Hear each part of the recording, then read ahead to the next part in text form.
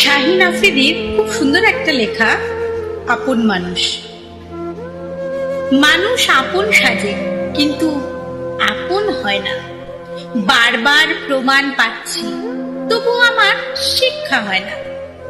শিক্ষা তো তখনই হতো যদি মনের জায়গায় একটা পাথর থাকত। মনটা নরম বলেই হয়তো বারবার ভাঙার পরেও আবার বিশ্বাস করে ফেলি।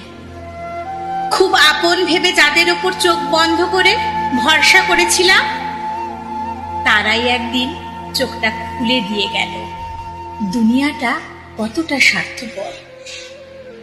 আপন সেজে মায়া বাড়ানো মানুষগুলো একদিন ঠিকই বুঝিয়ে দেয় দুনিয়ায় নিজের যে আপন আর কেউ হয় না।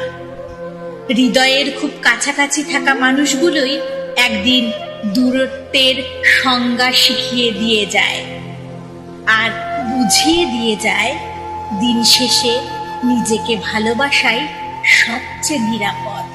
নমস্কার।